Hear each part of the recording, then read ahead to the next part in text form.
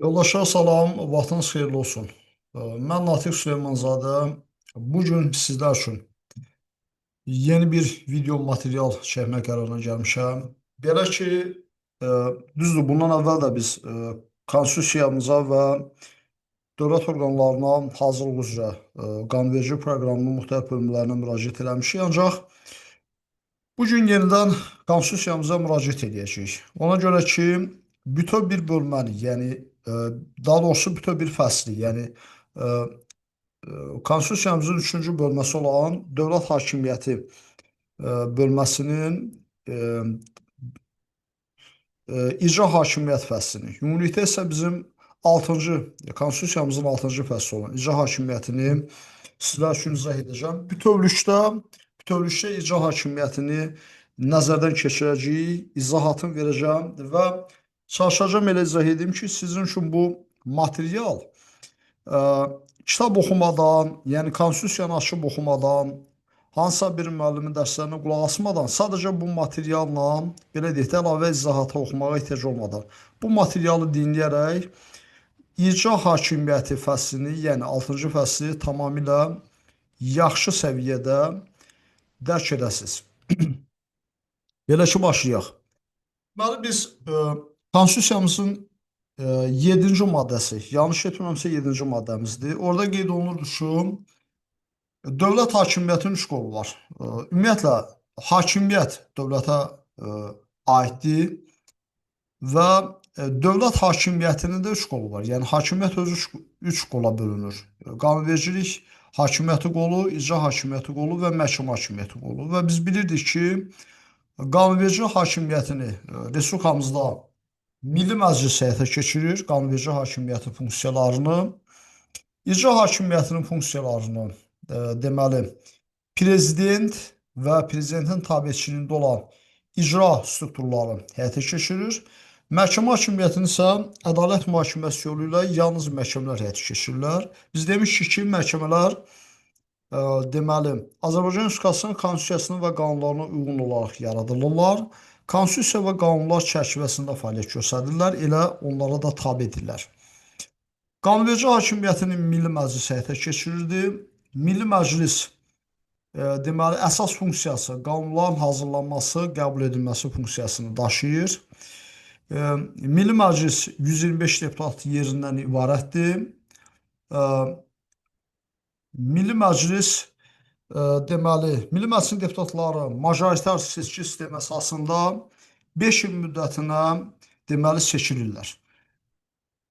Bizdə qanunverici hakimiyyətin bir muxtar respublikamız olduğuna görə qanunverici hakimiyyətin Naxçıvan Muxtar Respublikasına aid Ali Məclisi də fəaliyyət göstərir ki, orada da deməli Ali Məclis deputatlarının səlahiyyət müddəti 5 ildir və Ali Məclis Naxçıvan Muxtar Respublikasının belə deyək, hüdudları daxilində öz statusunu, öz vəzifə funksiyalarını həyata keçirir.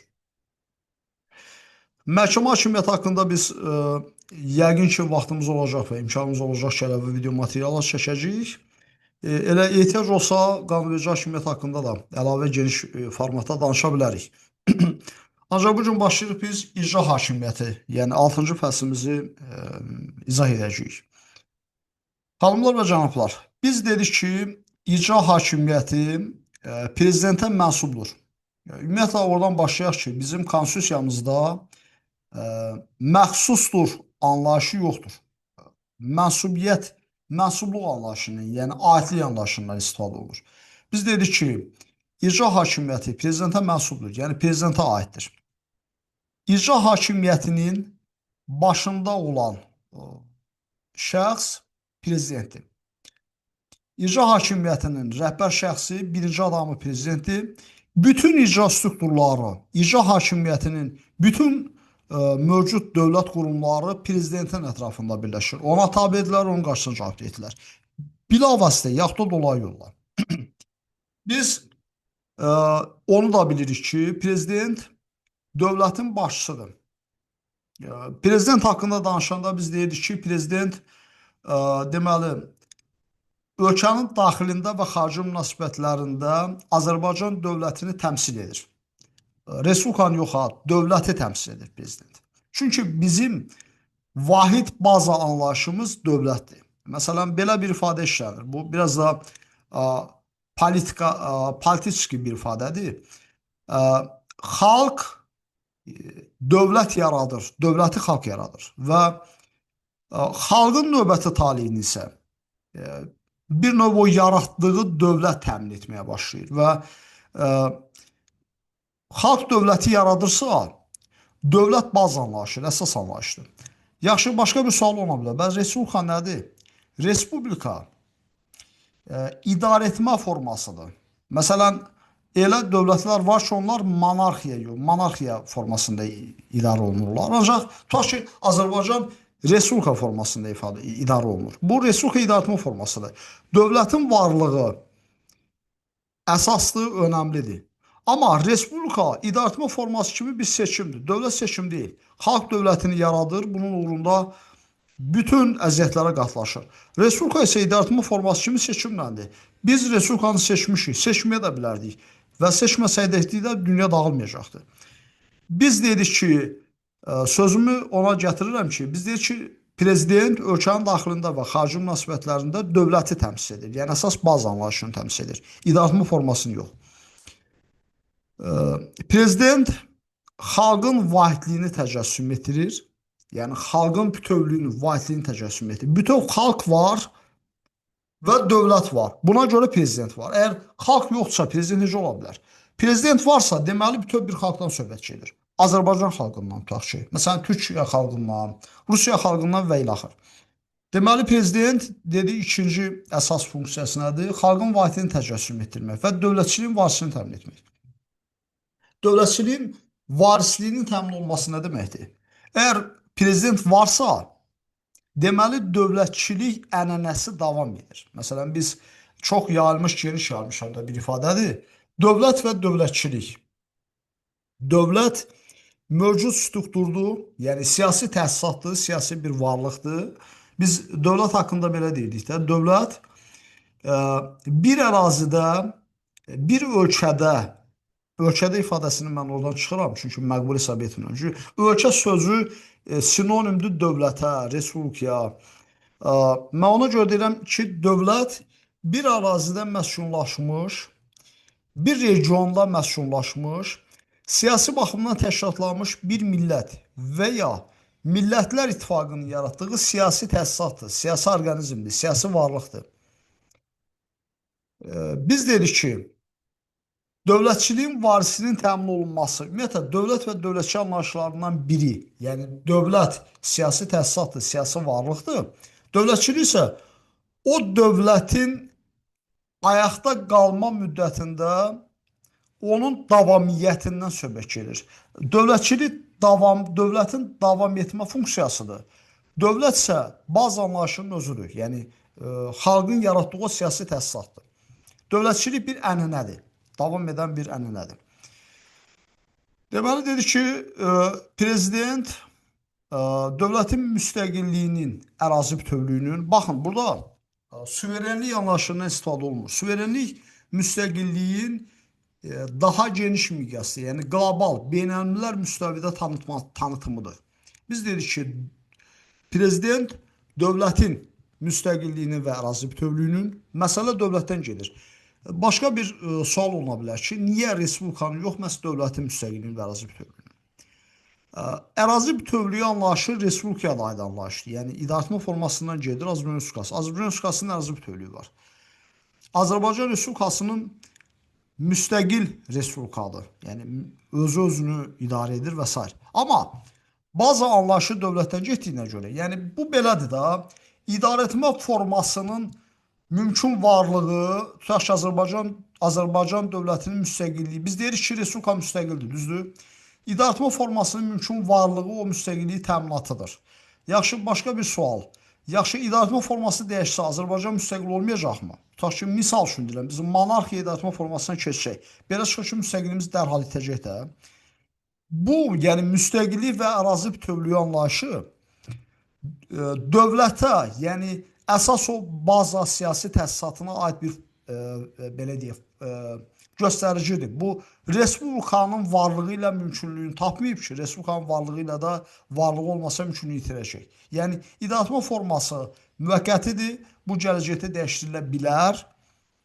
Ancaq dövlət bazı anlayışıdır, əsas anlayışıdır. 1000 illər boyu Azərbaycan xalqına qədər olacaqsa, dövlət anlayışı da olacaq. Ona görə də biz deyirik ki, prezident dövlətin müstəqilliyini və ərazi bütövlüyünü, o cümlədən respublikanın tərəfdaşlığı beynəlxalq müqavilələrə riayət olunmasının təminatçısıdır. Və başqa bir təminatçısı olduğu mövzu da var. Bu da məhkəmə hakimiyyətinin müstəqilliyini təminatçısı. Siz belə bir sual edə bilərsiniz ki, Natiq müəllim, siz deyirsiniz ki, respublikanın tərəfdaşlığı beynəlxalq müqavilələrə riayət olunmasının təminatçısıdır. Niyə bəs dövlətin deyil? Çünki mən insanam, amma mənim adım Natiqdir. Mən bu və digər münasibətlərdə öz adımdan çıxış edirəm. Ümumi insan adından yox, yəni ümumi ifadədən yox. Fərdiləşmiş şəxsi ifadədən, şəxsiləşmiş ifadədən istifadə edirəm. Öz adımdan bir insan kimi ümumi insanam, ancaq öz fərdi adımdan istifadə edirəm və fərdiyyət kimi çıxıram bu və digər münasibətlərə. Dövlət də bu cürdür. Dövlətin, bizim ümumi təsisatın adı dövlətdir. Amma bizim adımız bu və digər münasibətlərdə olan, bizi tanıdan adımız respublikadır. Yəni idarəetmə formaları çoxdur. Onlardan biri respublikadır. Biz respublikayıq, monarx deyilik. Aydındır? Və buna görə biz respublika adından bu və digər münasibətlərdə iştirak etdiyimizə görə, məhz buna görə də biz beynəlxalq müqavilələrə tərəfdaş çıxa bilirik respublikanın adından. Ümumiyyətlə, istənilən bu və digər münasibətlərdə biz Respublika, Azərbaycan Respublikası adından, bizim adımız Azərbaycan Respublikasıdır. O Respublika sözünü oradan silmək olmaz. Deməli biz prezidentin nələrin təminatçısı olduğunu bildik. Prezident hansı funksiyaları yerinə yetirir? Daha doğrusu prezident dedikdə gözümüzün önünə nə gəlir?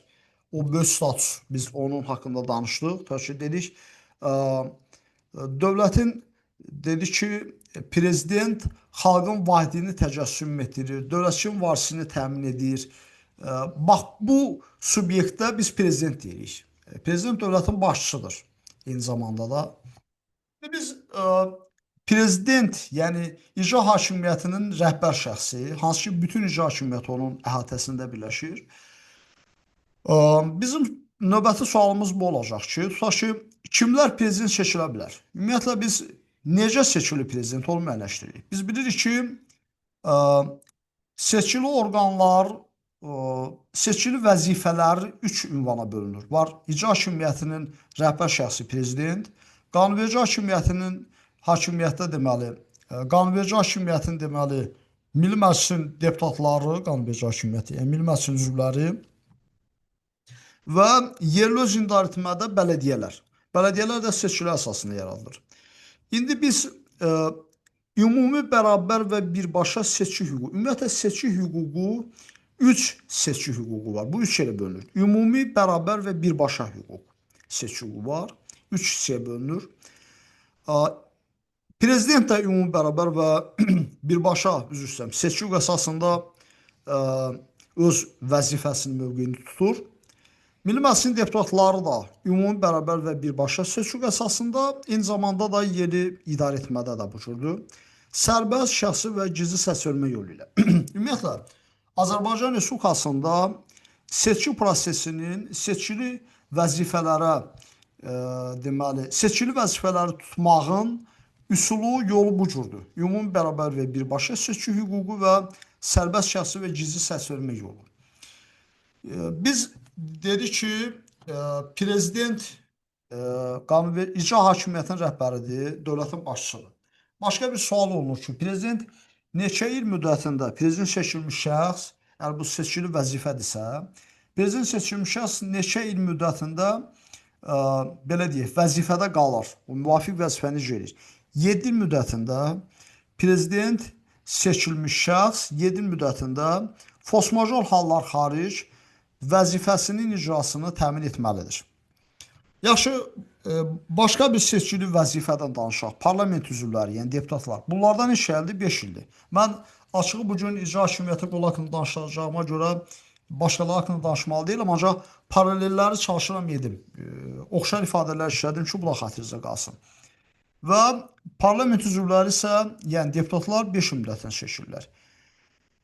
Yaxşı, kimlər prezident seçilə bilər? Bu bir sualdır. Azərbaycan Respublikasının ərazisində prezident seçilmək istəyən şəxs 10 ildən artıq daimi yaşamalıdır. Yəni şəxs 10 ildən artıq daimi yaşamalıdır ki, prezident seçilə bilsin. Yaxşı, kimlər prezident seçilə bilməz? Yəni o qeyd olunan birinci əsasa uyğun olmayan, yəni 10 ildən az yaşayan şəxs. Tutaq ki, ağır cinayətlərə görə məhkum olmuş şəxs, başqa dövlətlər qarşısında öhdəliyi olan şəxslər, o cümlədən ali təhsili olmayan şəxslər və s. Qeyd olunan əsaslara cavab verməyən şəxslər prezident seçilə bilməzlər. Ümumiyyətlə, prezident seçkiləri, bu seçilmə prosesi özü necədir? Biz bunu əvvəlcə müəyyən etməliyik.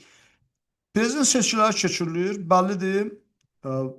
Seçkidə hansı səs çoxluğu ilə, hansı nisbətdə daha güclü tapılır və qalib olur. Burada səsvermə keçilir. Səsvermənin əsasən burada 2 dövrəyə bölünür də. Səsvermə birinci dövriyyəsi var. Əgər nəticə birinci dövriyədə bəlli olmayacaqsa, səsvermə günündən sonra ikinci bazar günü, yəni növbəti ikinci bazar günü səsvermə ikinci dövrəsi keçiriləcək. Yaxşı, bu zərurət necə yarana bilər? Əgər səsvermə üzr istəyirəm, bir də əsasda qeyd edeyim. Prezident səsvermədə iştirak edənlərin yarısından çoxunun səs çoxluğu ilə seçilməlidir. Əgər biz bunu nisbət olaraq 100% həcmində götürsək, 50 plus 51% həcmində səs çoxluğuna prezident səsvermədə iştirak edənlərin yarısından çoxunun səs çoxluğu ilə seçilməlidir. Bu elə qardaş ölkədə də bu cürdür, yanlış etmirəmsə. Deməli, biz dedik ki, prezident seçkilərində ikinci dövriyyə, yəni seçkinin ikinci dövriyəsi necə keçirilə bilir? Əgər birinci dövriyədə səs çoxluğu toplamış birinci sırada olan, yəni lider namizədlər 2 şəxs yoxdursa, onlardan sonra gələn namizədlər səsvermənin ikinci dövriyyəsində deməli, prezident seçkilərində layiqli namizədin o müvafiq vəzifənin dolması üçün seçki prosesində iştirak edirlər, rəqabət aparacaqlar. Və səsvermənin ikinci dövriyyəsində səs çoxluğu toplayan namizəd nəhayət ki, prezident seçilmiş sayılır. İndi biz, bu həm də gündəmdə olan bir ifadədir. Mən yanlış etmirəmsə, bundan əvvəlki prezident seçkilərində da bu cür idi. Suallar yaranmışdı. Prezident nə vaxtdan düşəcək, nə vaxt öz səlahiyyətlərinin icrasına başlamış sayılacaq. Nazirlər Kabineti nə vaxt prezidentə istefa verəcək, baş nazir nə zaman təyin olunacaq, proses necə olmalıdır və s. İndi biz bu sualların hamısına cavab verəcəyik. Dedi ki, səsvermənin ikinci dövriyyəsində nəhayət səs çoxluğu toplayan namizəd prezident seçilmiş sayılır. Ancaq bu o demək deyil ki, həmişə belə olur. İstisna hallarda belə olur. Əsasən birinci dövriyyədə səs çoxluğu toplayan namizəd prezident seçilmiş sayılır. Yaxşı, başqa bir sual. Prezident seçkiləri nə zaman təxirə salına bilər? Yəni keçirilməyə bilər. Əlbəttə ki, burada müvəqqəti zamandan söhbət gedir də. Əgər müharibə şəraitində, konkret deyək də müharibə şəraitində. Yaxşı, proses necədir? Müharibə şəraitində hərbi əməliyyatların aparılması, seçkilərin keçirilməsini, yəni prezident seçkilərinin keçirilməsi mümkün etmədikdə, prezidentin səlahiyyət müddəti hərbi əməliyyatların sonuna dək uzadılır. Yəni bu parlament seçkilərində də bu cürdür. Yəni hərbi əməliyyatların aparılması, müharibə şəraiti zəruridir ki, bu müddətdə keçirilməsin. Yəni keçirilməsi ciddi problem yarada bilər bu və digər. Ona görə seçkilərin keçirilməsi hərbi əməliyyatlardan, müharibə dövründən sonraki dövrə salına bilər. Bu barədə qərar necə verilir? Proses nədən ibarətdir? Seçkilərin keçirilməsini təmin edən orqan biz bilirik, Mərkəzi Seçki Komissiyası, yəni MSK-dır. Seçkilərin keçirilməsini təmin edən dövlət orqanı, yəni Mərkəzi Seçki Komissiyasının müraciətinə əsasən Konstitusiya Məhkəməsi qərar qəbul edir. Yəni Mərkəzi Seçki Komissiyası Konstitusiya Məhkəməsinə müraciət edir ki, biz seçkilərin keçirilməsini təmin etmək gücündə deyilik, ölkədə belə bir şərait imkan mövcud deyil. Nə etməli? Konstitusiya Məhkəməsi bu arada qərar qəbul edir və Konstitusiya Məhkəməsinin müvafiq qərarına əsasən seçkilərin müddəti uzadılır, tutaq ki, filan vaxta qədər. Bu maddənin tətbiq qaydası, bu proses sözü qanunla müəyyən edilir. Prezident seçkilərinin yekunları. Ümumiyyətlə, seçkilər keçirildi. Seçkilərin yekunları, daha doğrusu seçkilərin yekunları haqqında məlumat nə zaman, hansı müddətə elan edilməlidir? Biz bilirik ki, ümumiyyətlə, burada bir şey qəbul edək ki, istər parlament seçkilərində, istər prezident seçkilərində, bütün bu seçkili proseslərdə qərar verici əsas subyekt, əsas dövlət aparatının əsas subyekti Konstitusiya Məhkəməsidir. Konstitusiya Məhkəməsi seçkilərin yekunları haqqında qərar qəbul edir. Yəni, seçkilərin yekunlarını Konstitusiya Məhkəməsi təsdiq edir. Deməli, seçkilərin burada bir neçə sualda həmin günün, yəni qeyd olunan günün və ondan sonraki günlərin nəzərə alınması prosesi var. Tutaq ki, bu məlumatda, sırf bu məlumatda seçkilərin yekunları haqqında məlumat səsvermə günündən sonra 14 gün ərzində Konstitusiya Məhkəməsi tərəfindən rəsmən elan edilir. Yəni, səsvermə günü daxil deyil. Səsvermə günündən sonraki 14 gün ərzində rəsmən elan edilir. Amma prezidentin and içməsi, orada biz deyirik, seçkilərin yekunları haqqında məlumatın elan olduğu gündən başlayaraq 3 gün. Yəni, həmin gün, tutaq ki, həftənin ikinci günü elan olunacaqsa, ikinci günü də daxil edilir. Üçüncü və dördüncü gün bitir artıq məsələ. Yəni, 3 gün nəzərdə tutulur. Ona görə biz burada deyirik ki, səsvermə günündən sonra 14 gün ərzində. Yəni, səsvermə günü bu mövzuya daxil deyil, 14 gün içində deyil. Biz qeyd edirik ki, səsvermə günündən sonra 14 gün ərzində Konstitusiya Məhkəməsi rəsmən elan edir. Yaxşı, seçkilərin nəticələri elan olundu. Bəllidir, tutaq ki, filankəs qalib gəlib. Misal üçün deyirəm. İndi qalib gəlmiş şəxs, yəni vəzifənin doldurulmasına layiq bilinmiş şəxs, dövlət başçısı kimi, and içib və vəzifələrin icrasına başlamalıdır. Bu proses necədir? Prezident seçilmiş şəxs, yəni seçkilərin nəticələri elan olunduqdan sonra seçkilərin nəticələrinin yekunları haqqında məlumatın elan olduğu gündən başlayaraq, yəni həmin gündə daxil olmaqla 3 gün ərzində Konstitusiya Məhkəməsi hakimlərinin iştirakı ilə and içir. Yəni biz dedik ki, prezident seçkilərinin yekunları haqqında məlumatı Konstitusiya Məhkəməsi elan edir. Konstitusiya Məhkəməsi, burada məsələ Konstitusiya Məhkəməsinin özündən gedir. Konstitusiya Məhkəməsi elan edir rəsmən. Amma and içmə prosesində Konstitusiya Məhkəməsinin hakimlərinin iştirakı nəzərdə tutulur. Və burada Konstitusiya Məhkəməsi hakimlərinin iştirakı ilə and içir. And içir necə? Bu vaxtda danışmaq istəmirəm. Bu, belə deyək, and içmə prosesini siz özünüz də oxuyacaqsınız. Prezident səlahiyyətlərin icrasına başlamış sayılır. Nə zaman? And içdiyi gündən. Prezident hansı gün and içdisə, həmin gündən etibarən Azərbaycan Respublikasının prezidenti kimi səlahiyyətlərin icrasına başlamış sayılır. Və biz deyirik ki, prezident öz səlahiyyətini, indi biz mən bayaqların bunu əvvəl bilmirəm, xatirinizdə qalacaq yoxsa yox. Biz dedik ki, Nazirlər Kabinetinin istefasından, baş nazirin vəzifəyə təyin olunmasından filan söhbət gedir. Hər dəfə 7 ildən bir prezident seçkiləri olanda bu məsələ növbəti hal gündəmə gəlir. İnsanlar bunu gündəm edirlər ki, nə zaman ölkənin baş naziri, biz həm də maraqlı insanlar axı. Baş nazir nə vaxt təqdim olunacaq, kim olacaq və s. Nazirlər Kabinetinin üzvləri filan bu barədə biz əndişələnirik. Ona görə biz belə deyək də, prezident öz səlahiyyətlərinin icrasına başladığı gün Nazirlər Kabineti prezidenti istefa verir. İndi bu barədə Nazirlər Kabineti haqqında danışanda danışacağıq. Bir də var icra hakimiyyəti qolunda vitse-prezidentlik institutu. Öncə biz oradan başlayaq ki, vitse-prezidentlik institutu prezidentin, belə deyək də, bir növ Nazirlər Kabinetinin səlahiyyətlərinə yaxın səlahiyyətləri daşıyan bir institutdur. Tutaq ki, indi bizim ölkəmizdə hazırda cəmi bir vitse-prezident var, o da birinci vitse-prezidentdir. Hörmətli Mehriban xanımdır.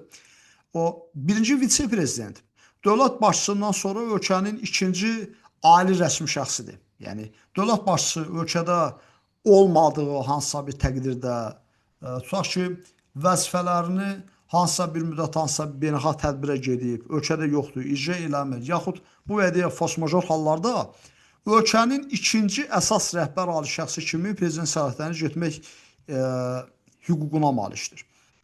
Deməli, amma ancaq bundan sonraki müddətdə tutaq ki, vitse-prezidentlər olacaqsa, tutaq ki, belə deyək də, 3 vitse-prezident var. Misal üçün deyim. Bunlar müvafiq sahələr üzrə, cəmiyyət həyatından müxtəlif sahələr üzrə. Tutaq ki, misal üçün, humanitar sahələr üzrə filankəs vitse-prezidenti, yəni humanitar sahələrə nəzarət edəcək. Tutaq ki, gənclər idman sahəsinə, mədəniyyət sahəsinə, təhsil sahəsinə, səhiyyə sahəsinə və s. Bu sahələrə nəzarət edəcək. Misal üçün, bir nəfər hüquq mühafizə orqanlarına, ümumiyyətlə hüquq mühafizə orqanlarına nəzarət edir. Bu həm də prezident administrasiyasının da, belə deyək də, vitse-prezidenti institutu, prezident administrasiyasının biz bilirik, müvafiq şöbələri var. Nazirlər Kabinetinin icra edici yuxarı icra orqanı kimi öz səlahiyyətləri var. Amma vitse-prezidentlər daha bunlardan yuxarıda dayanan bir, belə deyək də, statusdur, mövqeyidir. Çünki orada biz həm də başqa bir ifadə də işlədəcəyik ki, qabaqda ki, prezidentin səlahiyyətlərinin icra olunması anlayışı var. Tutaq ki, prezident bu və digər səbəblərdən səlahiyyətlərinin getməsinə nə baş verəcək? O baş verəcək ki, vitse-prezident, yəni birinci vitse-prezident, prezident səlahiyyətlərini icra edəcək. Növbəti etapda nə baş verəcək? Əgər birinci vitse-prezidentin getməsi mümkün olmayacaqsa, bu zaman növbəti vitse-prezident birinci vitse-prezident statusunu almış olacaq və prezident səlahiyyətlərini icra edəcək. Bu da mümkün olmadıqda, vitse-prezidentlər yekunlaşdıqda baş nazirə keçir və ilaxır. Ona görə mən deyirəm ki, vitse-prezidenti institutunun əhəmiyyəti və önəmi dövlət idarəetmə aparatının iyerarxiyasında digər bütün, belə deyək, statuslardan daha yüksəkdə dayanır. Deməli, vitse-prezident, kimlər vitse-prezident ola bilər? Əvvəl oradan başlayaq ki, vitse-prezidentləri prezident vəzifəyə təyin vəzifədən azad edir. Sual ola bilər ki, vitse-prezidenti vəzifəyə kim təyin edir? Dövlət başçısı özü prezident. Madəm ki, dövlət başçısının özündən sonra ən yuxarı statusda vitse-prezident gedir, vitse-prezidentin vəzifəyə də ondan yuxarı statusu olan ancaq prezident təyin edə bilər.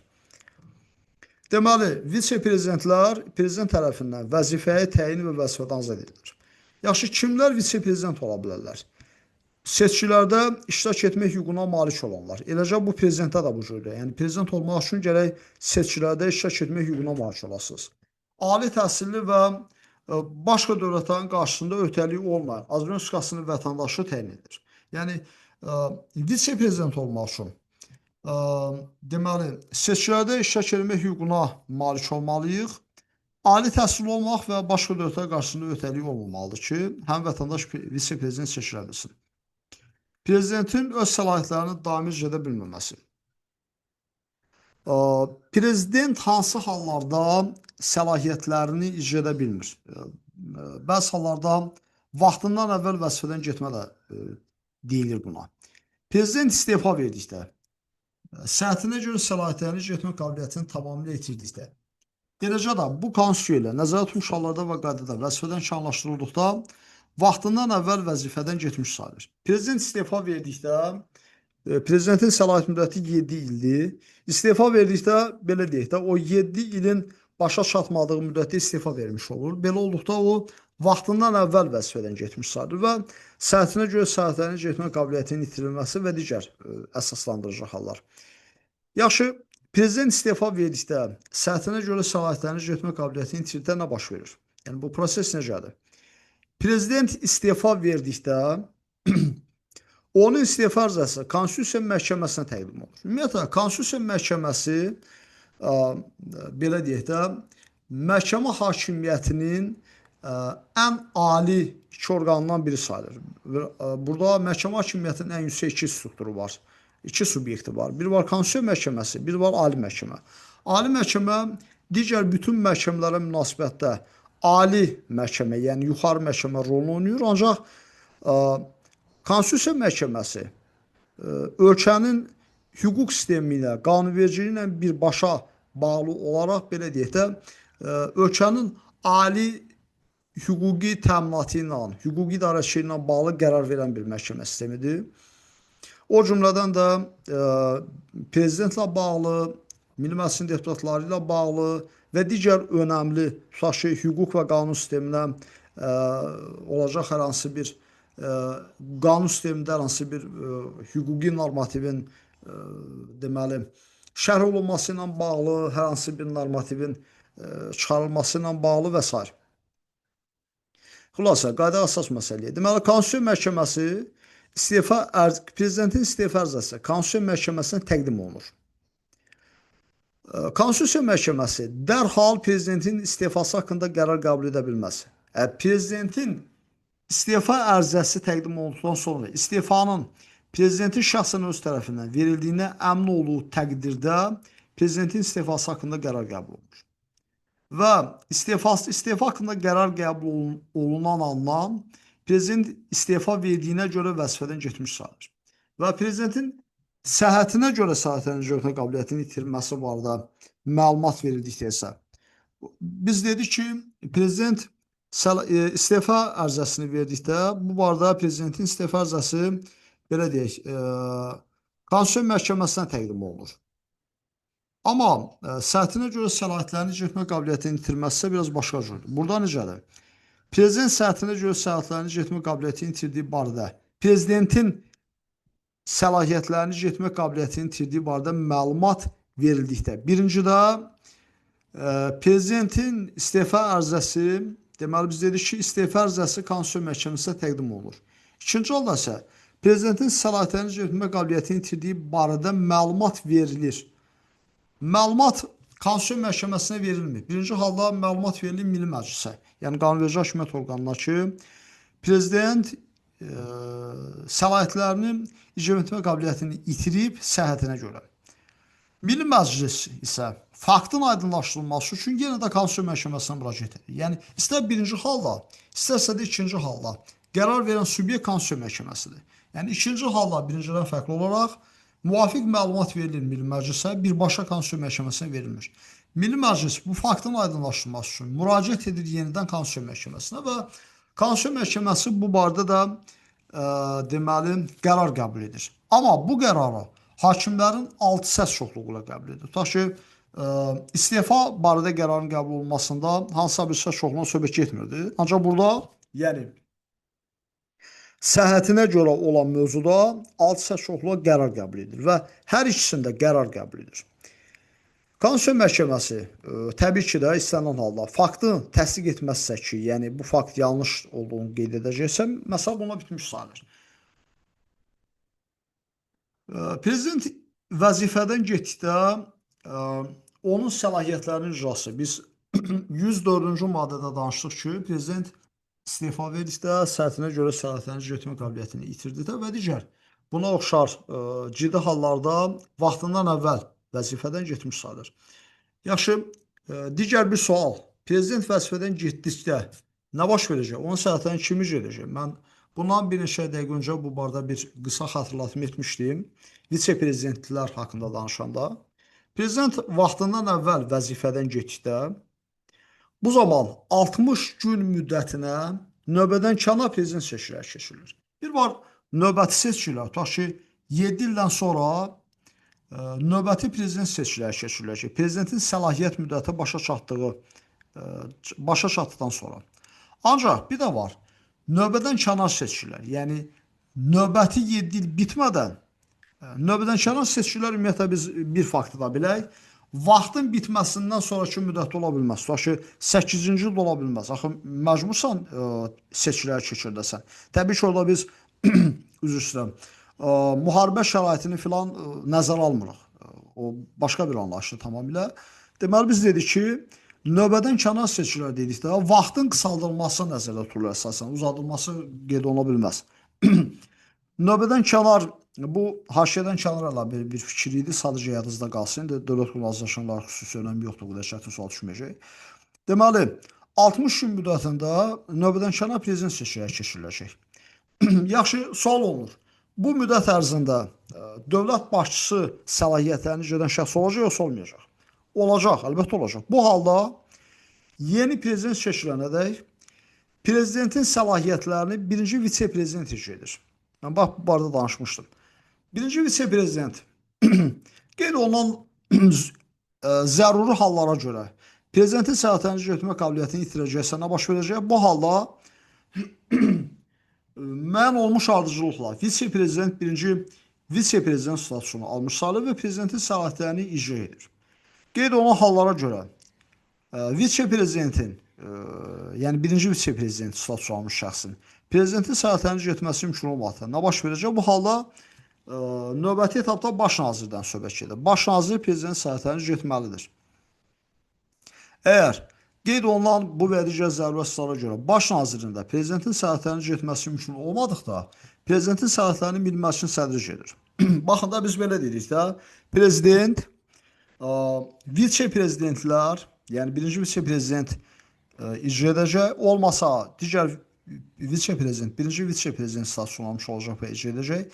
Vitse-prezidentlərdən sonra dövlət iyerarxiyası ilə digər əsas məsuliyyətli olan baş nazir sayılır. Biz xatirimizə salaq, vitse-prezidentin institutu 2017-ci ildə yanlış etmirəmsə yaradılıb və Mirpan xanım Əliyeva 2017-ci ildə vitse-prezident təyin edilib. Əgər yaddaşım mən anlatmışsa elə o vaxt olmalıdır. Deməli, vitse-prezidentin institutu təyin və təmin olunana qədər ölkədə dövlət başçısından sonra, yəni prezidentdən sonra digər önəmli əsas vəzifəli şəxs, növbəti önəmli şəxs ölkənin baş naziri hesab olunurdu və prezident olmadığı təqdirdə bu vericiyə üzrü səbəbdən prezident səlahiyyətlərini baş nazir icra edə bilirdi. Ancaq sonrakı məqamda ki, vitse-prezidentin institutu yaradıldı, prezidentin özündən sonra əsas məsuliyyətli dövlət üçün məsul adam gedir vitse-prezident. Və vitse-prezidentlərdən sonra yenə növbə çatır baş nazirə. Baş nazirdən sonra qanunverici hakimiyyətin rəhbərliyi, yəni Milli Məclisin sədri əsas belə adam hesab olunur, belə deyək də. Deməli, prezident, vitse-prezidentlər, ikisində də prezident söz var da, prezident bir o vitse-prezident.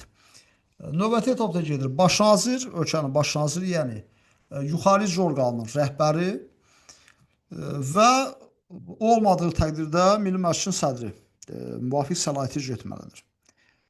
Qeyd olunan səbəblərə görə, əgər Milli Məclisin sədri prezidentin səlahiyyətlərini icra etmək imkanına malik olmayacaqsa, nə baş verəcək? Bu halda artıq növbəti şəxsə keçmir məsuliyyətli üzrə. Bu halda Milli Məclis, yəni qanunverici hakimiyyət orqanı qərar qəbul edir. Kim icra edəcək prezident səlahiyyətlərini? Milli Məclis kimin icra etməsini müvafiq görəcəksə, həmin şəxs prezident səlahiyyətlərini icra etmiş sayılır. Buna qədər bizim bildiyimiz qaydadır. Prezident, vitse-prezidentlər, baş nazir, Milli Məclisin sədri. Bundan sonranı artıq müəyyən olmuş, belə deyək, iyerarxik qayda ilə subyektlərin adları bəlli etmir. Bundan sonra kimin icra edəcəyini Milli Məclisin icrasından çıxan qərar qəbul edir ki, qərar belə deyək, müəyyən edir ki, kim icra edəcək. Prezidentin toxunulmazlığı. Ümumiyyətlə biz ölkəmizdə yuxarı statuslu vəzifələr və onların sahiblərinə göstərilən dövlət diqqəti, münasibəti bəllidir. Ölkənin ən ali vəzifəli şəxsi prezident hesab olunur. Biz dedik ki, indi qarşıdakı maddələrdə görəcəyik ki, məsələn, vitse-prezidentin səlahiyyəti müddət ərzində şəxsiyyəti, yalnız şəxsiyyət toxunulmazdır. Vitse-prezident özü ümumilikdə toxunulmaz hüququna malik deyil. Səlahiyyəti müddət ərzində yalnız şəxsiyyət toxunulmazdır. Baş nazirin də eləcə səlahiyyət müddət ərzində şəxsiyyət toxunulmazdır və s. Ancaq biz prezidentdən danışanda isə deyirik, prezident ümumiyyətlə toxunulmazlıq hüququna malikdir. Prezident toxunulmazlıq hüququna malikdir. Nöqtə. Prezidentin şərəfi və ləyaqəti qanunla qorunur. Aydındır? Biz deyirik, prezident toxunulmazlıq hüququna malikdir. Prezidentin şərəf və ləyaqəti qanunla qorunur. Biz toxunulmazlıq hüququna malikdir ifadəsini toxunulmazdır. Belə bir oxşar ifadəni məhkəmələrin hakimlərində də görəcəyik. Daha doğrusu bu mövzunu danışanda biz görəcəyik. Vitse-prezidentlərin toxunulmazlığından danışaq. İndi prezident haqqında biz aşağıdakı maddələrdə deyəcəyik. Prezident və onun ailesi dövlət hesabına təmin edilir. Prezidentin təhlükəsizliyinin xüsusi mühafizə xidmətləri təmin edilir və s. Biz danışırıq indi vitse-prezidentin toxunulmazlığından. Biz vitse-prezidentdən danışanda deyəcəyik ki, vitse-prezidentin Səlahiyyəti müddət ərzində şəxsiyyət toxunulmazdır. Ümumilikdə toxunulmaz hüququ yoxdur. Toxunulmazdır şəxsiyyəti səlahiyyəti müddət ərzində. Vitse-prezident hansı hallarda məsuliyyətə cəlb oluna bilər? Bu, Milli Məclisin deputatlarına da aid bir ifadədir. Yalnız cinayət başında yaxalanarsa tutula bilər. Yox, digər hallarda vitse-prezident cinayət başında yaxlamalarla başqa tutula bilməz, cinayət məsuliyyətinə cəlb edilə bilməz, barəsində məhkəmə qaydasında inzibati tənbih tədbirləri tətbiq edilə bilməz, axtarışa məruz qala bilməz və şəxsi müayinə edilə bilməz. Yer gəlmişəm, bu şəxsi müayinə edilə bilməz ifadəsindən bir istifadə edib bir haşiyədən kənara çıxıb bir pauz edəcəm. Bizim konstitusiyamızda belə bir məşhur ifadə var. Deyir, razılıq olmadan heç kəsin üzərində tibbi, elmi və başqa təcrübələr aparıla bilməz. Mən sizdən xahiş edirəm ki, bu video materiallara baxanlar özləri üçün müəyyən etsinlər ki, bu ifadə normativ ifadə hansı konstitusiyamızın maddəsində idi? Daha doğrusu konstitusiyamızın hansı maddəsində idi? Hansı konstitusiyamızın yox? Çünki bizim yalnız bir dənə konstitusiyamız var. Deməli, vitse-prezident cinayət başında yaxalanlarsa tutula bilər. Belə olduqda, yəni cinayət başında yaxalanaraq tutulduqda, onu tutan orqan bu barədə dərhal baş prokurora xəbər verməlidir. Milli Məclisin deputatlarında da bu cürdür. Mən yanlış etmirəmsə, parlament üzvlərinə bir nəfər belə bir məsələyə görə, yanlış etmirəmsə, polis əməkdaşına qarşı fiziki zor tətbiq etmişdi. Onunla bağlı belə bir mövzu var idi. O vaxt səhv eləmirəmsə, cənab baş prokuror Kamran müəllim Milli Məclisə bununla bağlı bir diskussiya da olmuşdu, sual verilmişdi.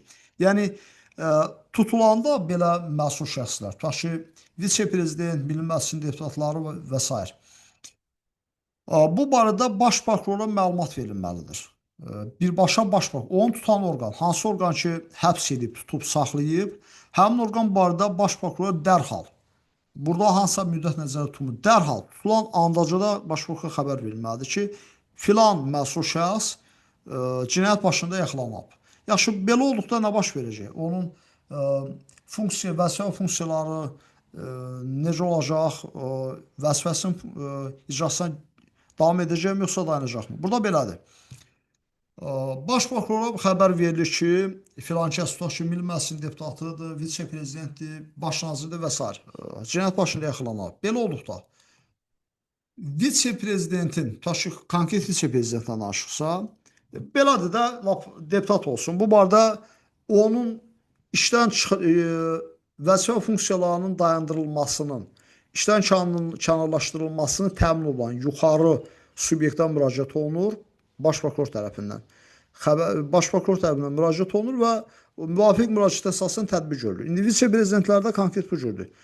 Yalnız baş prokurorun təqdimatına əsasən, yəni baş prokurorun müraciətinə, təqdimatına əsasən prezident tərəfindən xitam verilir. Biz dedik axı, vitse-prezidentlər prezident tərəfindən vəzifəyə təyin edilir və vəzifədən azad edilir. Və bu da o deməkdir ki, prezident, yəni vitse-prezidenti vəzifəyə təyin edən şəxs baş prokuror tərəfindən prezidentə verilmiş təqdimat əsasında müvafiq cinayət başında yaxalanmağa görə prezident tərəfindən vitse-prezident vəzifədən azad edilir. Yəni prezident tərəfindən onun səlahiyyətlərinin davam etdirilməsi dayandırılır və xitam verilir.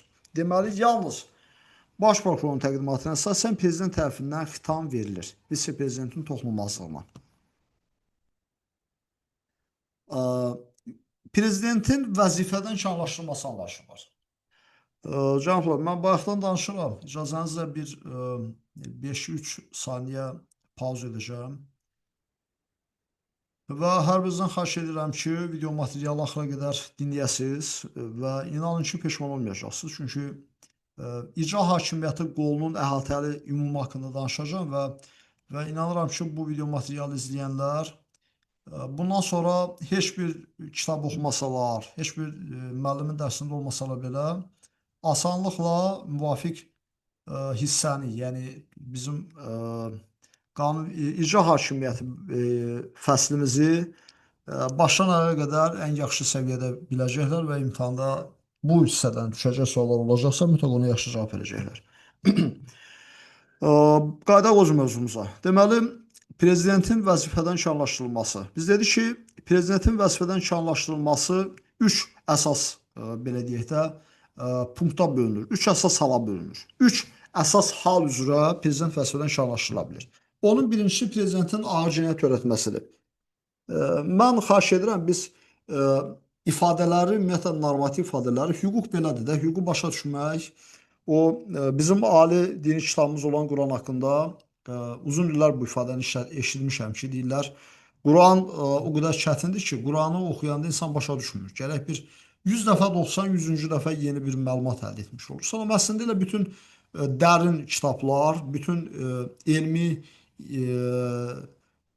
intellektual, belə deyək də, öyrənilməsi, oxunması nisbətən bir zəka tələb edən bütün materiallar belədir.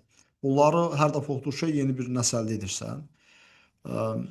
Və hüquq da belədir. Ümumiyyətcə hüququn normativ ifadələri o qədər çətin, o qədər qəliz olur ki, bəzən insan onu bir 10-15 dəfə, 20 dəfə, bəzən bir 120 dəfə oxuyub sonra daha konkret bir qənaətə gələ bilir. İndi burada cinayət törətmə prosesində biz ağır cinayəti nəzərə, ağır sözünü xatirimizdən çıxartmayaq. Prezident cinayət edir və buna görə vəzifədən kənarlaşdırılır deyilmir. Konkret ifadə var. Prezident ağır cinayət törətdikdə. İkinci əsas məqam nədir? Deputatların 95 səs yolu qəbul olmuş qərarı. Buna deməli impeachment də deyilir. Üçüncü hal deməli Konstitusiya Məhkəməsinin bu qərarı, yəni deputatların müvafiq 95 səs yolu qalmış qərarını Konstitusiya Məhkəməsi sədri imzalayır və s. da danışacağıq hələ. Üçüncü hal isə deməli biz dedik, Konstitusiya Məhkəməsinin Milli Məclisə müraciəti əsasında müraciət etdiyi gündən başlayaraq 2 ərzində qəbul olunmalıdır. Deməli, birinci hal nədir? Prezident ağır cinayət törətdikdə. Əgər prezident ağır cinayət törədərsə, Konstitusiya Məhkəməsinin təşəbbüsü ilə Ali Məhkəmənin 30 gün müddətində verilən rəy əsasında Milli Məclis qarşısında irəli sürülə bilər. Deməli, prezident ağır cinayət törədirsə, burada qayda bu cürdür da. Konstitusiya Məhkəməsi təşəbbüs edir. Ali Məhkəmə 30 gün müddətində rəy verməlidir və verilən rəy Milli Məclis qarşısında irəli sürülməlidir. Deməli, məsələ birinci Konstitusiya Məhkəməsindən keçməlidir, sonra Ali Məhkəmədən və növbəti tərəfdən Milli Məclis qarşısında irəli sürülməlidir. İkinci hal nədir? Deməli, biz burada hansı subyektlərin adını eşitdik? Konstitusiya Məhkəməsinin, yəni təşəbbüs edici subyekt Konstitusiya Məhkəməsidir. Rəy verirdi Ali Məhkəmə, bundan sonraki etap Ali Məhkəmədir və növbəti Milli Məclis qarşısında irəli sürülür və Milli Məclis müvafiq məsələ barəsində qərar qəbul edir. İkinci bizim prezidentin və vəzifədən kənarlaşdırılması təşəbbüsü olarsa bu nə ilə bağlı olar? Deputatların 95 səs çoxluğu qəbul olmuş qərar əsasında. Bu halda da prezident vəzifədən kənarlaşdırıla bilər. Ancaq bu hələ kifayət deyil. Əgər deputatlar 95 səs çoxluğu qərar qəbul edibsə, bu hələ o demək deyil ki, prezident vəzifədən kənarlaşdırılıb. Bu qərarı Konstitusiya Məhkəməsinin sədri imzalayır. Bir var Konstitusiya Məhkəməsindən söhbət gedir. Bir də var Konstitusiya Məhkəməsinin sədrindən söhbət gedir. Biz deyirik ki, Konstitusiya Məhkəməsinin sədri imzalayır. Və Konstitusiya Məhkəməsi müvafiq qərarın imzalanmasına bir həftə ərzində tərəfdaş çıxmazsa qərar qüvvəyə minmir. Tutaq ki, deputatlar 95 səs çoxluğu qərar qəbul edib, Konstitusiya Məhkəməsinə müraciət olunub, Konstitusiya Məhkəməsi bir həftə ərzində tərəfdaş çıxmırsa, məsələ bununla bitmiş sayılır. Yəni prezident vəzifədən kənarlaşdırıla bilməz. Prezidentin vəzifədən kənarlaşdırılması haqqında qərar bu üçüncü punktdan söhbət gedir. Üçüncü hal daha doğrusu. Üçüncü hal nədir? Konstitusiya Məhkəməsinin Milli Məclisə müraciət etdiyi gündən başlayaraq 2 ərzində qəbul olunmalıdır. Cənablar, biz prezidentin vəzifədən kənarlaşdırılması bu 3 əsas hal var ki, mən 3 halın da belə deyək də bir müddət mən özüm də çətinlik çəkmişəm. Ta ki, birinci halda qayda necə idi? Kim kimə müraciət edirdi? Təşəbbüs edici əsas subyekt kimdir? İkinci halda və üçüncü halda mən sizə əminliklə deyirəm ki, ikinci halı xatirinizdən olsa çıxartmayacaqsınız. Bu deputatlarla, yəni qanunverici hakimiyyət orqanında parlament üzvlərinin 95 səs çoxluğu qəbul olmuş qərarından söhbət gedir. Təbii ki, sonda Konstitusiya Məhkəməsinin sədri burada öz rolunu oynayacaq. Amma sizə belə deyək də, daha doğrusu bir əsas bu məsələdə həll edici mövqeyi bildirmək istəyirəm. Bu nədir? Konstitusiya Məhkəməsi. Siz yapışın Konstitusiya Məhkəməsindən. Birinci halda təşəbbüs edici subyekt Konstitusiya Məhkəməsidir. İkinci halda, daha doğrusu üçüncü halda yəni. Üçüncü halda yenə Konstitusiya Məhkəməsinin Milli Məclisə müraciətindən söhbət gedir. Biz hər iki halda, yəni istər birinci halda, istər də üçüncü halda, yəni ağır cinayət törətməkdə və Konstitusiya Məhkəməsinin Milli Məclisə müraciəti ilə baş verən prosesdə hər iki halda birinci adı çəkilən subyekt olacaq Konstitusiya Məhkəməsi. Birinci halda Konstitusiya Məhkəməsindən sonra Ali Məhkəmədən söhbət gedir. Çünki ağır cinayət törətməsi faktı var. Cinayət törədilibsə qərarı Konstitusiya Məhkəməsindən sonra verməlidir Ali Məhkəmə. Amma üçüncü halda birbaşa Milli Məclisdən söhbət gedir. Amma biz nəzərimizdə çatdıraq ki, birinci halda da ən sonuncu subyekt Milli Məclisdir. Yəni Milli Məclis qarşısında irəli sürülür və Milli Məclis müvafiq qərar qəbul olunmalıdır. Üçüncü halda da ən sonuncu subyekt Milli Məclisdir. Sadəcə birinci halda ortada Ali Məhkəmə məsələsi var cinayət sözünə görə. Üçüncü halda isə birbaşa Konstitusiya Məhkəməsinin müraciəti var və bundan sonra elə birbaşa da Milli Məclis, yəni qanunverici hakimiyyət orqanı gəlir və iki ərzində qərar qəbul olunmalıdır. Prezidentin təminatı. Biz bayaqlarım, deyəsən bu video material çox olacaq, amma neyəyə indi belədir da, material genişdir. Prezidentin təminatı. Biz dedik ki, prezident və onun ailəsi dövlət hesabına təmin edilir. Bu, eləcə də birinci vitse-prezidentə də bu cürdür. Birinci vitse-prezident və onun ailəsi dövlət hesabına təmin edilir. Prezidentin təhlükəsizliyini xüsusi mühafizə xidmətləri təmin edir və s. Əvvəllər prezident seçilmiş şəxslə bağlı mövzu var. Əvvəllər prezident seçilmiş şəxsin təminatı qaydaları Konstitusiya qanunu ilə müəyyən edilir. Cənablar, məsələn, çox xahiş edirəm, Konstitusiya qanunu ilə nələr həll olunur? Konstitusiyamızda bunlar açıq qeyd olunub. Bunları xatirinizdə saxlayasınız. Mən də çalışacağam növbəti video materiallarının birində bunları belə deyək, əhatəli şəkildə bir konspektin təşkilində sizin üçün deməli göstərə bilim. Birinci vitse-prezidentin təminatı haqqında da əlavə məlumat yoxdur. Biz ikisi haqqında da konkret danışdıq. Bizim əsas maddələrimizdən biri 109-cu maddədir. Məhz 109-cu maddə. Çünki bu prezidentin səlahiyyətləri ilə bağlıdır. Mən xatirimə gəlir ki, qanunverici hakimiyyət orqanı, yəni Milli Məclisin səlahiyyətlərində də bizim əsas mövzumuzu deyib dayanmışlıq üzərində. Prezidentin səlahiyyətləri. Prezidentin səlahiyyətləri hansılardır? Yəni nələr prezidentin səlahiyyətləridir? Biz ona əvvəlcə qeyd edək ki, prezident səlahiyyətləri çox genişdir. Biz burada bir qismini görəcəyik də təbii ki. Milli Məclisə seçkiləri təyin etmək. Biz paralel digər önəmli ifadələri işlədək. Milli Məclis öz iş qaydasını özü müəyyən edir. Prezident Milli Məclisə seçkiləri təyin edir. Milli Məclisin seçkiləri, səlahiyyət müddəti Milli Məclisin 5 ildir. 5 ildən bir keçirilir. Bu, Milli Məclisə seçkilərin təyin edilməsi ilə bağlı növbədənkənar seçkilərlə bağlı daha belə deyək, önəmli bir ifadədir. Prezident Milli Məclisə seçkiləri təyin edir. Büdcəni, yəni dövlət büdcəsini Milli Məclisin təsdiqinə təqdim edir. Onda biz büdcə ilə bağlı biraz əhatəli danışaq da.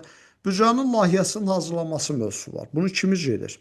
Büdcənin layihəsini Nazirlər Kabineti icra edir, yəni hazırlayır.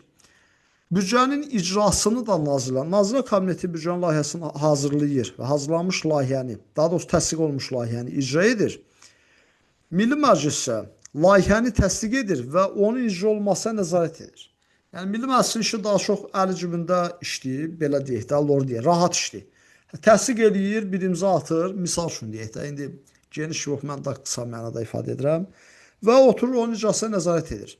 Amma bu mənada Nazirlər Kabinetinin əziyyəti daha böyükdür. Həm layihəni hazır etməlidir, həm də təsdiq olunmuş müvafiq layihəni icra etməlidir. Bu Nazirlər Kabineti üzərinə düşür. Prezidentin burada böyük məsuliyyəti yoxdur. Prezident sadəcə ona Nazirlər Kabinetinin hazırladığı layihəni alır, baxır, onun təqdim olunmuş layihəni və oradan belə deyək də bir ötürücü rolunu oynayır. Sadəcə bir göz yetirir və oradan keçirdir, ötürür, qanunverici hakimiyyət orqanına, qanunverici hakimiyyət orqanı təsdiq edir və sonraki münasibətləri üzrə davam edirlər. Dövlətin iqtisadi və sosial proqramlarını təsdiq edir.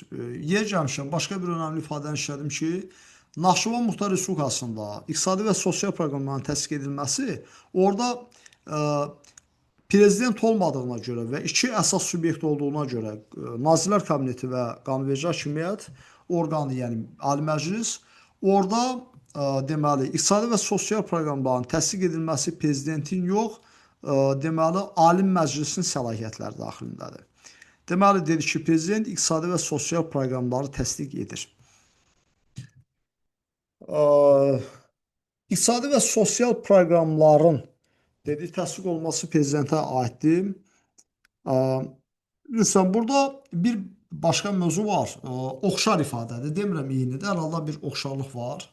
Dövlətlərarası və hökumətlərarası müqavilələrin təsdiqi və ləğv olunması. Bu, biləsiniz ki, qanunverici hakimiyyət orqanı, yəni Milli Məclisin səlahiyyətinə aid mövzudur. Prezident Milli Məclisin razılığı ilə baş naziri vəzifəyə təyin edir. Cənablar, baş naziri prezident özü təyin edir. Milli Məclis təyin etmir. Sadəcə Milli Məclisin razılığı alınır. Başqa bir sual. Milli Məclis razı olmasa, prezident baş naziri təyin edə bilməyəcək. Əlbəttə təyin edəcək. Yəni Milli Məclis razı olmasa da prezident baş naziri təyin edə bilir. Burada digər önəmli məsələ var. Baş nazirin vəzifədən kənarlaşdırılması. Biz bilirik, növbəti qaydalarda məsələ necədir? Baş nazirin vəzifədən kənarlaşdırılması birbaşa prezidentin öz səlahiyyətinə aid məsələdir. Burada Milli Məclisin heç bir əlavə rolu yoxdur. Sadəcə təyinatın məsələsində bir razılıq var sadəcə. Digər vəzifəsi nədir? Nazirlər Kabinetinin üzvlərini vəzifəyə təyin etmək, vəzifədən azad etmək. Biz ümumi deyirik də Nazirlər Kabinetinin üzvləri. Nazirlər Kabinetinin üzvləri deyirik, kimlər nəzarət olur? Baş nazir, baş nazirin müavinləri, nazirlər və digər mərkəzi icra hakimiyyəti orqanlarının rəhbərləri. Tutaq ki, Təhsil Nazirliyini prezident təyin edir, baş nazirin müavinlərini prezident təyin edir, hansısa xidmətin sədridir, müstəqil xidmətin sədridir, onu prezident təyin edir, agentliyin sədridir və s. və ilə axır. Deməli, Nazirlər Kabinetinin tərkibinə daxildir baş naziri, baş nazirin müavinləri, nazirlər və digər mərkəzi icra hakimiyyəti orqanlarının rəhbərləri. Ümumiyyətlə, bu agentlik, xidmət, komitə anlayışları var. Bunlar bu adlarda tutaq ki, həm müstəqil mərkəzi icra qurumları var, həm də tutaq ki, hər hansı bir müvafiq nazirliyin nəzdində. Tutaq ki, Təhsil Nazirliyinin nəzdində peşə təhsili agentliyi, yanlış etməmsə belə gedir. Tutaq ki, İqtisadi Nazirliyinin nəzdində dövlət vergi xidməti və s. Bunlar müstəqil mərkəzi icra hakimiyyəti orqanı hesab olunmurlar. Bunlar nazirliyin nəzdində sahəvi qanunlar vəzifə və funksiyalarını həyata keçirirlər. Ona görə biz bunlara müstəqil mərkəzi icra hakimiyyəti orqanı deməyəcəyik. Onlar müvafiq mərkəzi icra hakimiyyəti orqanının tabiçiliyində olurlar. Bir də var, tutaq ki, dövlət təhlükəsizlik xidməti, xarici kəşfiyyat xidməti və s. bunlar müstəqil mərkəzi icra hakimiyyəti orqanları hesab olunurlar. Deməli, Nazirlər Kabinetinin iclaslarına bir qayda olaraq baş nazir sədrlik edir, ancaq istisna, force-majeure hallarda prezident özü də sədrlik edə bilər. Biz nəyi deməmiş sayıldıq? Nazirlər Kabinetinin istefası haqqında qərar qəbul etmə. Biz bu barədə danışdıq. Prezidentin seçilməsi, prezident nə vaxt öz səlahiyyətlərini iclasına başlamış sayılır, nə vaxt and içir. Nazirlər Kabineti prezidentə istefa verir. Biz bu prosesi bilirik artıq. Növbəti vəzifəsi büdcədə, yəni dövlət büdcəsində icra hakimiyyətləri üçün nəzarət müşahidə çərçivəsində mərkəzi və yerli icra hakimiyyəti orqanları. Cənablar, burada mərkəzi və yerli icra hakimiyyəti orqanları dedikdə bir deməli olduğum anlayışdan, daha doğrusu deməli olduğum bir şey demək istəyirəm. İcra hakimiyyəti orqanları ümumiyyətlə statusuna görə iki yerə bölünür. Mərkəzi icra hakimiyyəti orqanları və yerli icra hakimiyyəti orqanları. Kənardan da elə gəlir ki, bunlar sanki eyni şeylərdir, amma eyni deyil. Tutaq ki, mərkəzi icra hakimiyyəti orqanları dedikdə cəmiyyət həyatının ən müxtəlif sahələri üzrə, daha doğrusu ən müxtəlif sahələrinə rəhbərlik edən, dövlət və cəmiyyət həyatının ən müxtəlif sahələrinə rəhbərlik edən, müvafiq sahələr üzrə dövlət siyasətini və tənzimlənməsini həyata keçirən mərkəzi qurumlardan söhbət gedir. Tutaq ki, Azərbaycan Respublikasının Təhsil Nazirliyi, Kənd Təsərrüfatı Nazirliyi, Mədəniyyət Nazirliyi və ilə axır. Bir də var, biz yerli icra hakimiyyəti orqanlarından danışırıq. Tutaq ki, yerli icra hakimiyyəti orqanları deyilsə, müvafiq rayon və şəhərlərin siyasi inzibati rəhbərliyindən söhbət gedir. Yerici hakimiyyətlər orqanları, belə deyək də, yerici hakimiyyətlərin rəhbərləri, yəni icra başçıları siyasi vəzifə şəxs hesab olunurlar. Və xülasə indi onların vəzifə funksiyalarını danışmaq istəmirəm. Deməli, biz dedik, yerici hakimiyyətlərindən söhbət gedəndə rayon şəhərlər üzrə təyin olunmuş rəhbərlərdən söhbət gedir. Müvafiq sahələr üzrə yox, rayon şəhərlər üzrə konkret olaraq. Deməli, dövlət büdcəsindən nəzarət etmiş xərclər çərçivəsində bunlar yaradılır. Növbəti vəzifəsi nədir prezidentin? Nazirlər Kabinetinin, yəni Azərbaycan Respublikasının Nazirlər Kabinetinin və müxtəlif Respublikaların Nazirlər Kabinetinin qərar və sərəncamlarını, eləcə də mərkəzi və yerici hakimiyyət orqanlarının aktlarını ləğv edir. Madəm ki biz dedik, icra hakimiyyətinin rəhbəri prezident özüdür, o zaman icra hakimiyyəti strukturuna aid bütün qərarların, əmrlərin, sərəncamların, aktların, normativ aktların ləğv olunması, onların haqqında müvafiq ciddi qərarların verilməsi prezidentin səlahiyyətləri daxilindədir. Yeri gəlmişkən, prezidentin normativ aktlarından biz danışacaqsa, onlar olacaq fərman və sərəncamlar, Nazirlər Kabinetinin normativ aktlarından danışacaqsa, bunlar olacaq qərar və sərəncamlar, mərkəzi hakimiyyət orqanları isə digər, belə deyək də, müvafiq normativ aktlar qəbul edirlər.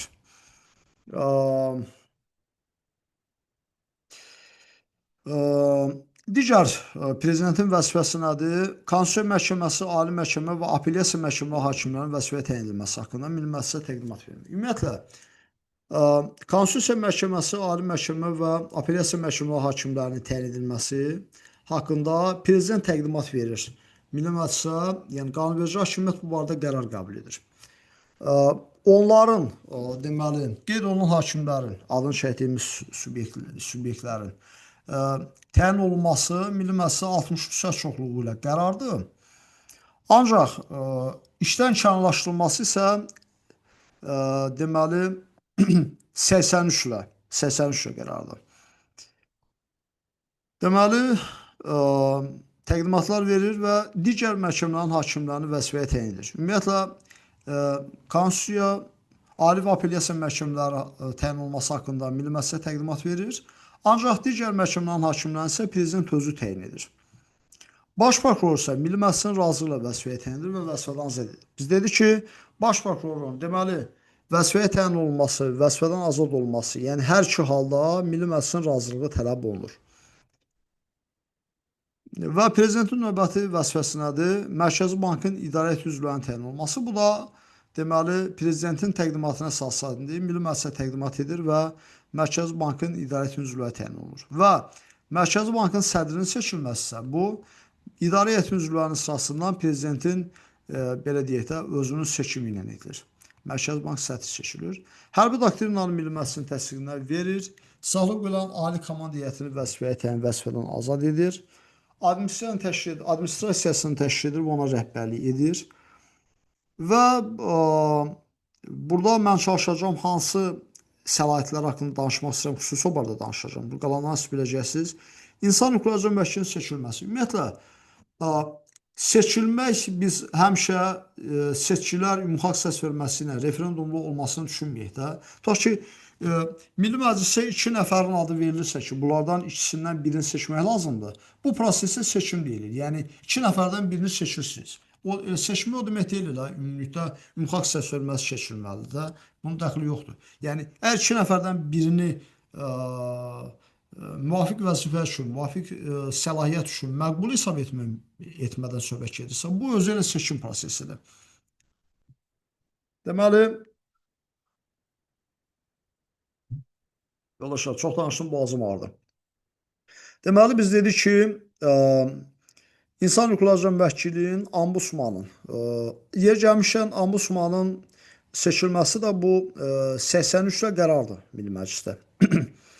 Növbəti prezidentin haqqında danışacağımız vəzifəsi xarici ölkələr və diplomatik, xarici ölkələr və beynəlxalq təşkilatlarda diplomatik nümayəndələrin təsis edilməsidir.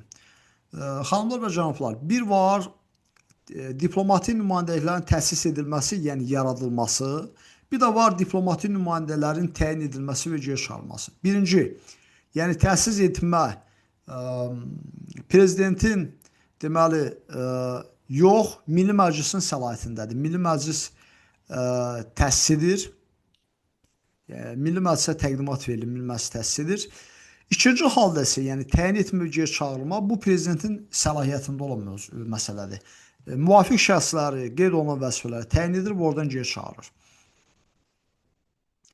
Növbəti məsələ var burada. Dövlətlərarası və hökumətlərarası beynəlxalq müqavilələrdən söhbət. Ümumiyyətlə, indi biz qarşıdakı bölmələrdə qismət olsa video materiallar şəxsə barədə danışacağım. Hüquq və 5-ci bölmədə.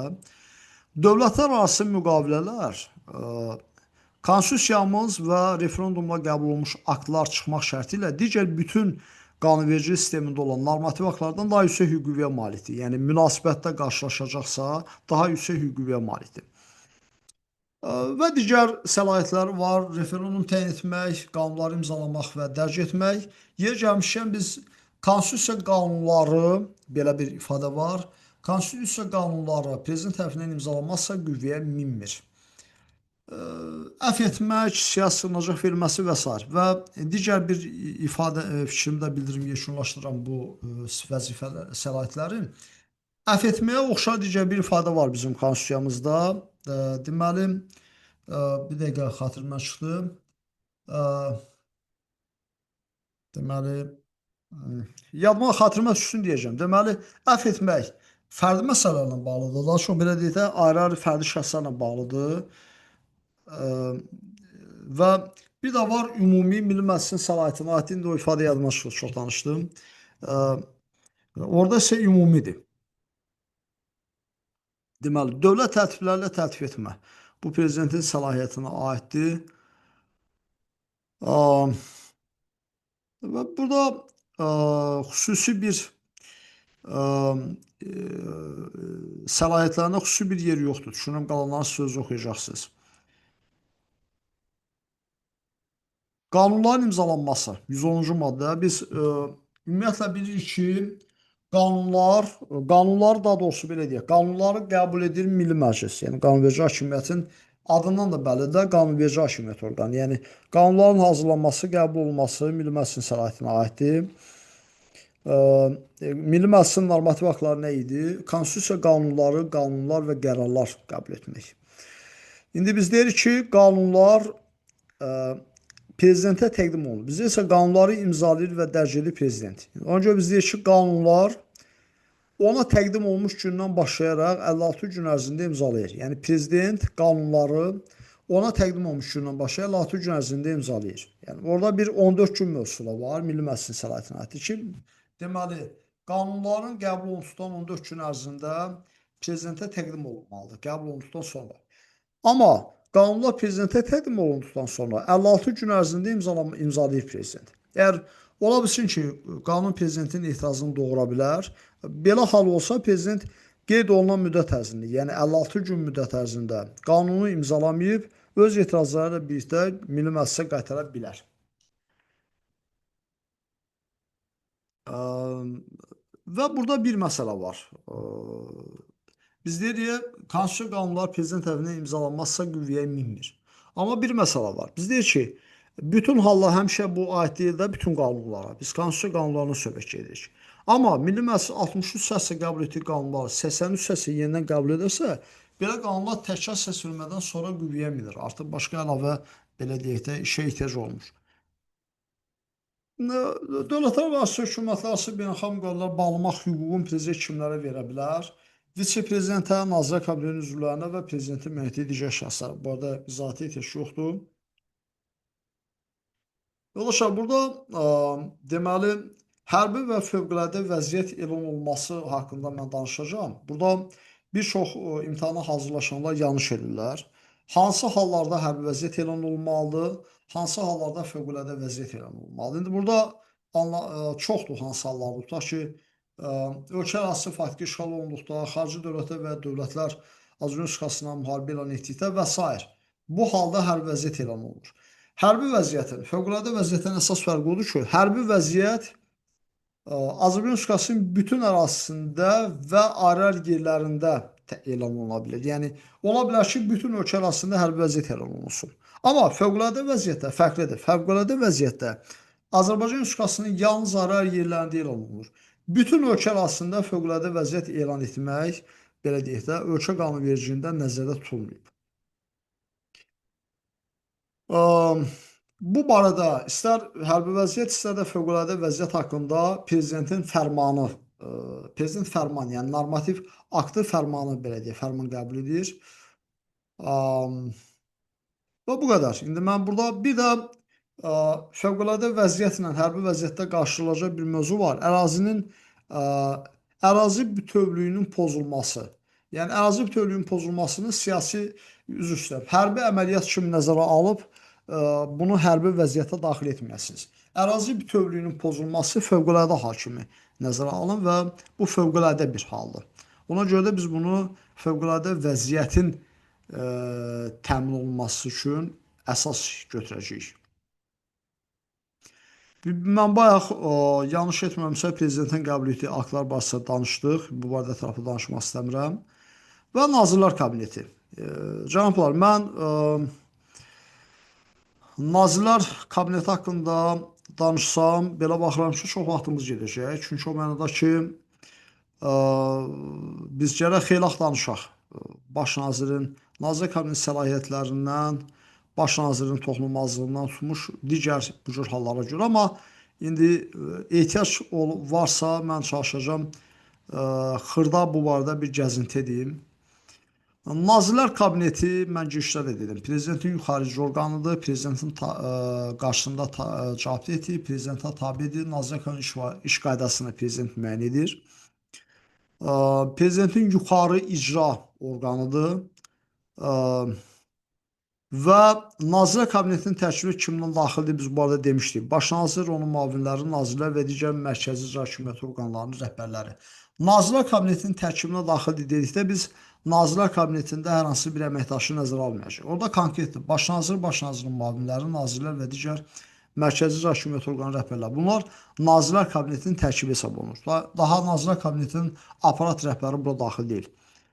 Nazirlər Kabinetinin istefadısı, biz bu barədə də yanlış etmirəmsə bir kəlmə dedik. Yeni seçilmiş prezident vəzifəsini tutduğu və səlahiyyətlərini icra etməyə başladığı gün Nazirlər Kabineti prezidentə istefa verir.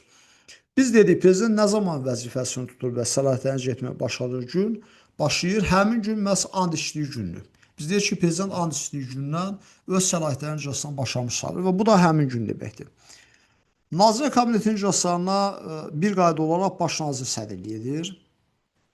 Baş nazirin təyin olunmasını danışdıqda Milli Məclisin razılığı ilə prezident özü təyin edir.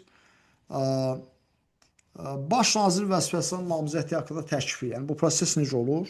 Prezidentin səlahiyyətlərini icra etməyə başladığı gündən bir ay və ya Nazirlər Kabinetinin istefa verdiyi gündən 2 həftə müddətindən gecə onlara Milli Məclisin müzakirəsinə təqdim olunur və sonraki prosesi bilirsiniz. Yəni Milli Məclis qərar qəbul edir və s.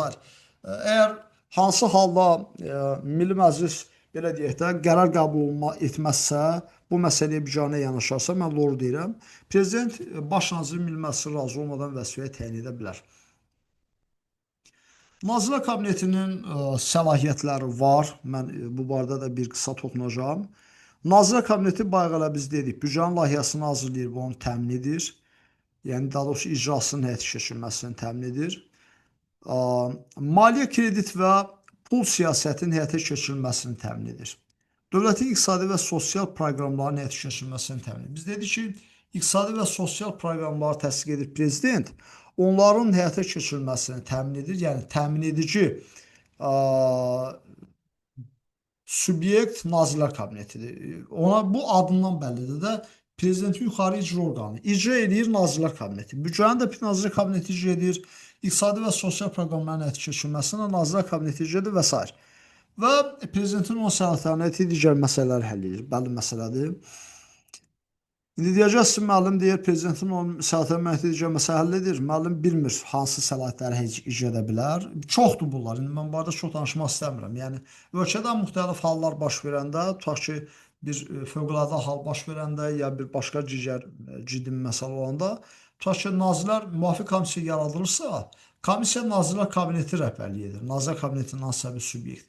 O barədə mən yanlış etmirəmsə, delimitasiya və demarkasiya prosesində də bu məsələ ilə Nazirlər Kabinetinin Səhv eləmirəmsə, ə, Şahin müəllim Mustafayev, baş nazirin müavini cənab Şahin müəllim rəhbərlik edir o komissiya. Yəni sözüm ondadır ki, bütün bu ciddi məsələlərdə Nazirlər Kabineti məsələlərə rəhbərlik edir, rəhbəredici qurumdur. Nazirlər Kabinetinin üzvlüyünə aid tələblər, bu barədə mən çox danışmaq istəmirəm. Yəni, baş nazir, baş nazirin müavini və digər mərkəzi hakimiyyət olan rəhbər vəzifələrinə təbii ki, ilkin şərt odur ki, seçkilərdə iştirak etmək hüququ olmalıdır, ali təhsil olmalıdır və başqa dövlətə qarşı öhdəliyi olmalıdır. Ali təhsil tələb olunmayan bir önəmli subyekt var, o da qanunverici hakimiyyətə, yəni Milli Məclisə deputat seçilməkdir. Deputatlar onların ali təhsil olması önəmli deyil. Yəni seçki hüququ o qazanmış hər bir şəxs müvafiq qaydalara icazə verərsə parlamentə deputat seçilə bilər. Aha, Nazirlər Kabineti üzvləri biznes deməli fəaliyyəti ilə məşğul ola bilməzlər, elm pedaqoji və yazıcılıq fəaliyyətindən başqa əlavə müvazibə ala bilməzlər və s. Bunları siz özünüz də baxacaqsınız. Biz necə ki deməli vitse-prezidentlər haqqında danışanda dedik, eləcə də baş nazir haqqında danışanda deməli ki, baş nazirin səlahiyyət müddəti ərzində şəxsiyyəti toxunulmazdır. Vitse-prezidentlər münasibətləri nəzərdə tutan əsaslar burada da rol oynayır. Deməli, cinayət başında yaxalanarsa tutula bilər. Belə olsa, onun tutan orqan dərhal baş prokurora xəbər verməlidir və baş nazirin vəzifəyə təyin edən subyekt prezident olduğuna görə onun müvafiq baş prokurorun təqdimatına əsasən səlahiyyətlərinə xitam verilməsi də prezidentin səlahiyyətinə daxildir. Cənablar və xanımlar, bu qədər. Yerli icra hakimiyyətləri haqqında cəmi bir 124-cü maddədir. Yerli icra hakimiyyətinin yerlərdə icra hakimiyyəti funksiyasını yerli icra hakimiyyətləri həyata keçirir. İcra hakimiyyətləri prezident tərəfindən vəzifəyə təyin və azad edilir. Yer gəlmişkən onu qeyd edək ki, Naxçıvan Muxtar Respublikasında bizdən nisbətən fərqlidir o mənada ki, orada bizdə yerli icra hakimiyyətlərini birbaşa prezident vəzifəyə təyin və azad edir. Naxçıvan Muxtar Respublikasında isə Ali Məclis sədrinin təqdimatına əsasən prezident vəzifəyə təyin edir və prezident vəzifədən özü azad edir. Beləliklə biz icra hakimiyyəti qolunun haqqında danışdıq. Mən ümid edirəm ki, sizin üçün faydalı olacaq. Hər birinizə uğurlar arzulayıram. Əlimdən gələn qədər çalışıram sizlərin təmənnasız olaraq xidmətində dayanım, öz bilik bacarığımı, dünya görüşümü sizinlə bölüşüm. Etiraf edirəm ki, video materialın vaxt etibarilə, zaman etibarilə belə deyək, həcmi böyük oldu, ancaq ümid edirəm ki, müvafiq belə deyək, fəsil barəsində sizə bütün məlumatları, bütün informasiyaları ötürə bildim. Beləliklə, sağ olun, hər birinizə uğurlar arzulayıram.